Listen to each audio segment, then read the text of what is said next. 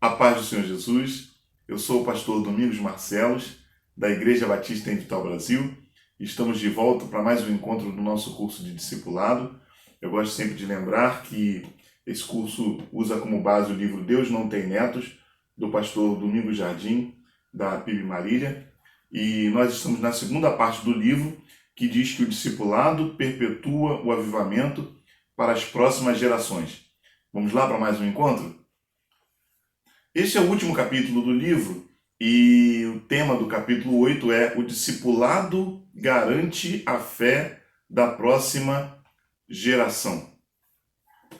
O autor começa falando sobre essa questão da degradação da fé com a passagem das gerações. E ele então aborda esse problema crônico, mostrando que igrejas históricas, como as igrejas batistas e presbiterianas, viveram um tempo de transformação, e na década de 90 houve o avanço das igrejas neopentecostais e das comunidades. Mas por que disso? O autor destaca: muitas igrejas da década de 1990 se originaram pela iniciativa de grupos de cristãos desejosos de vivenciar mais a liberdade e a plenitude do Espírito Santo.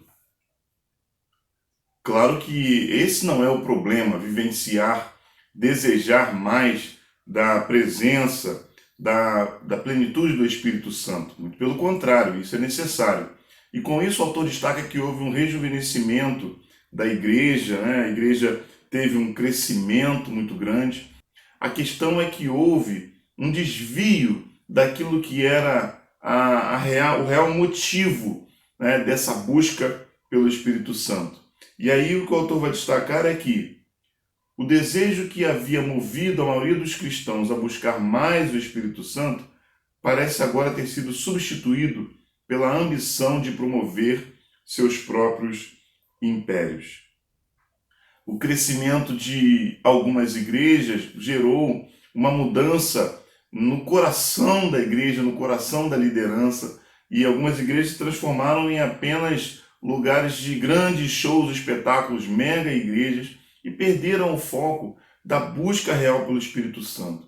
É claro que nós não estamos aqui trazendo um julgamento, não é essa a ideia. Nós não temos autoridade para dizer que uma igreja, só porque ela é grande, ela não tem a busca pelo Espírito Santo. Muito pelo contrário, já falamos aqui no livro, que o mover de Deus, o agir de Deus, o avanço da obra do Espírito Santo gerou um crescimento explosivo. Mas a crítica do autor é em relação àquilo que tem sido visto como resultados da ação da igreja no Brasil e no mundo. Então ele começa a destacar a importância dessa vivência, desse relacionamento pessoal com Deus, desse fortalecimento do relacionamento com Deus. E aí ele chega à abordagem do tema do livro. O autor diz assim: Deus se relaciona com aqueles que o buscam como um pai com seus filhos. É por isso que afirmamos que Deus não tem netos.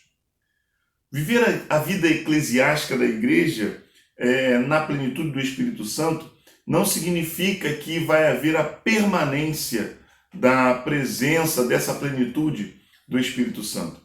É por isso que o autor, no livro, ele destaca de forma muito veemente a importância do discipulado para a perpetuação do avivamento, da presença do Espírito Santo, do agir do Espírito Santo no meio da igreja.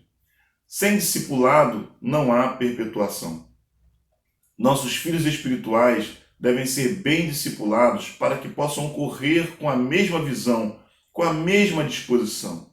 Devemos viver o ministério pastoral com os pés no agora e com o coração na próxima geração.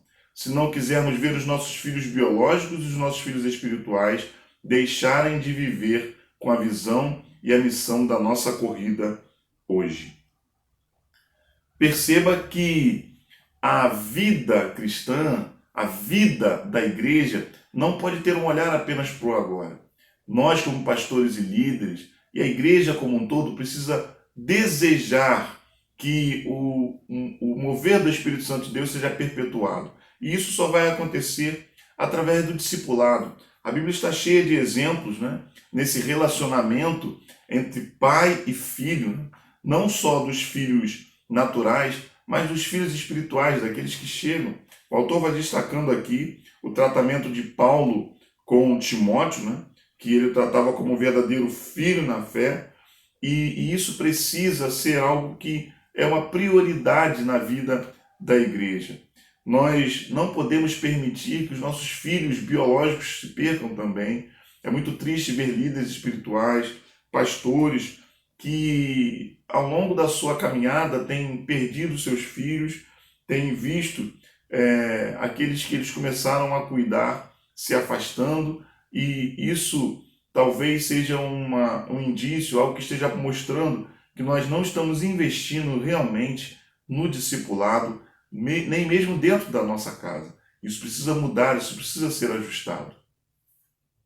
Quando falamos da importância da família, não estamos dizendo que deve haver dentro da igreja um nepotismo, né? O autor destaca aqui o exemplo de Moisés e é muito interessante, olha só o que ele diz. O que deve nos chamar a atenção é que Moisés tinha 2 filhos biológicos, Gerson e Eliezer, mas ele não transferiu o ministério para os filhos. Antes, impôs as mãos sobre Josué, que era seu filho espiritual. Não há uma casta especial na igreja de Deus. Não há uma família que deva sempre estar no poder. O autor então vai fazer destaque sobre períodos de avivamento, como o avivamento no país de Gales, né, onde mais de 90% da população frequentava as igrejas, mas ao longo dos tempos esse avivamento não foi perpetuado porque não houve um investimento em discipulado. Queridos, nós precisamos sonhar com essa igreja que cresce, que avança, que é cheia do Espírito Santo de Deus, mas os nossos olhos precisam estar sempre à frente, lembrando de que a igreja é maior do que nós, ela vai além de nós, e isso precisa continuar através dos nossos filhos na fé. Precisamos tratar disso com muito carinho e muita importância. E eu quero ressaltar a questão da família. O autor fala sobre isso. Muitos têm delegado a vida dos seus filhos, a vida espiritual dos seus filhos apenas à igreja. Você que é pai, você que é mãe, você que tem o seu filho, a família na igreja, é um privilégio isso. Precisa entender que é sua responsabilidade cuidar da vida espiritual dos seus filhos. Olha o que o autor destaca.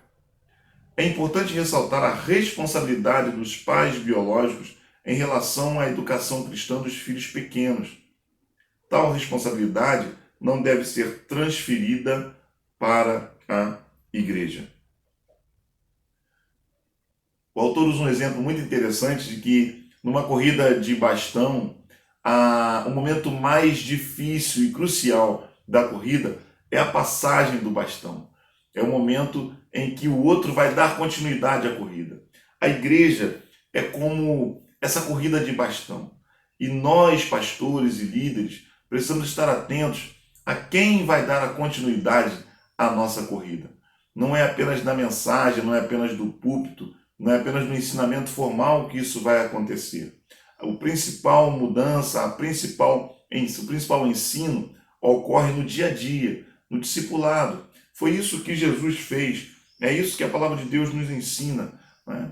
É alguém que dá vida, foi o que Jesus fez em seu ministério, ele deu a vida por aqueles homens, caminhou com aqueles homens, enquanto ele estava ali vivenciando todos os detalhes do ministério com aqueles homens, ele estava forjando aqueles homens para que eles dessem continuidade ao seu ministério.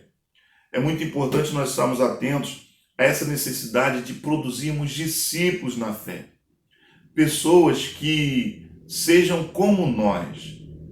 E sobre esse aspecto, nós precisamos primeiro ser um exemplo, né? Você precisa ter uma vida de oração, uma vida de estudo da palavra, uma vida de santificação. E se alguém te acompanhar de perto como um discípulo, ele vai ver a sua vida e ele vai reproduzir essa vida. Então nós vamos reproduzir discípulos que são como Cristo. Nós estamos olhando para Cristo e os nossos discípulos também olharão para Cristo, vendo Cristo através das nossas vidas. E isso é muito importante e isso é que vai gerar um crescimento saudável na igreja. O autor faz uma conta muito simples que eu quero repetir aqui para você. Olha só que interessante. Se ganharmos uma pessoa por dia durante 16 anos, teremos pouco mais de 5.000 crentes. Mas se discipularmos 2 pessoas e reproduzirmos o processo durante o mesmo período, no final teremos mais de 65.000 discípulos parecidos com Jesus que impactarão as nações. A escolha está em nossas mãos. Perceba que quando investimos em discipulado, o crescimento é exponencial e muito mais. Nós não temos apenas um crente, não temos apenas alguém disposto a reproduzir uma liturgia num culto, que aprenda a fazer uma oração. Não, nós formamos pessoas que têm o caráter de Cristo, porque nos acompanham, porque pode haver prestação de contas, e isso vai gerar um crescimento e um crescimento saudável.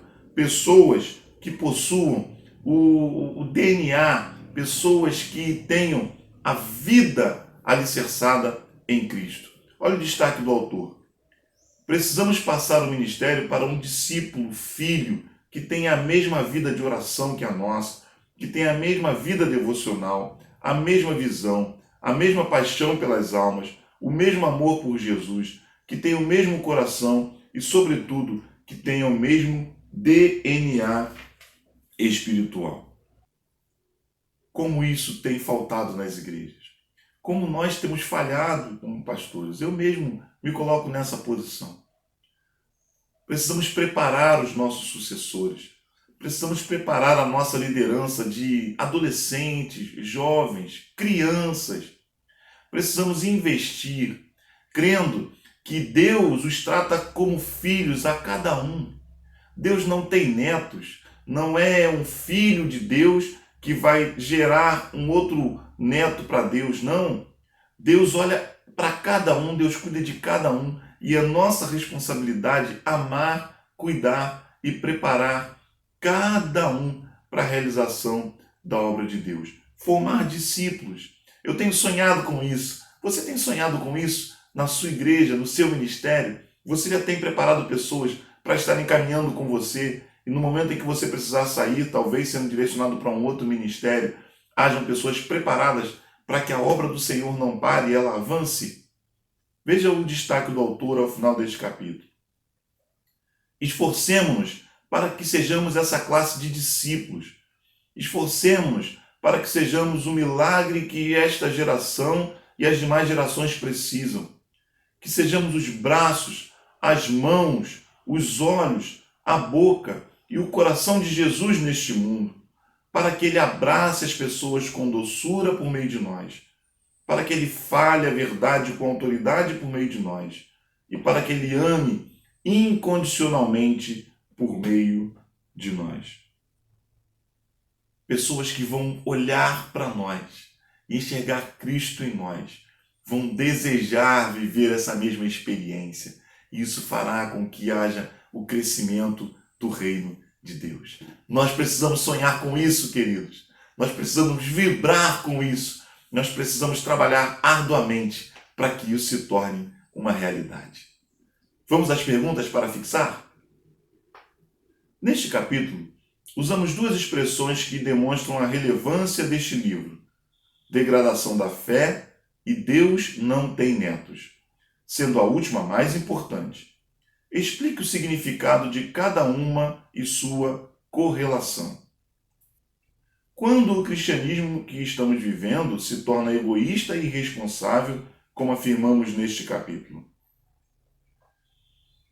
Quais malefícios a curto e longo prazos podem ser causados à igreja quando se substitui a formação dos membros por meio do discipulado 1 a 1 por estudos apenas teológicos? Teça um comentário para cada expressão-chave deste livro.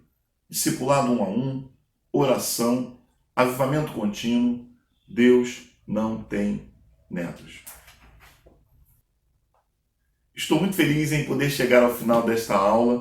Na próxima aula nós vamos concluir esse livro e já estamos preparando algo novo para você. Eu quero realmente incentivar você a adquirir o livro, porque a leitura é profunda, existem muitos detalhes que enriquecem. O curso aqui é apenas um incentivo, uma motivação, e eu sei que Deus vai abençoar muito a sua vida, como tem abençoado a minha e a vida da minha igreja. Acesse os nossos canais, vai ser um prazer poder atender você, falar com você, tem muita coisa boa e você pode divulgar também os nossos canais para abençoar as nossas vidas. Que Deus te abençoe e até o nosso próximo encontro.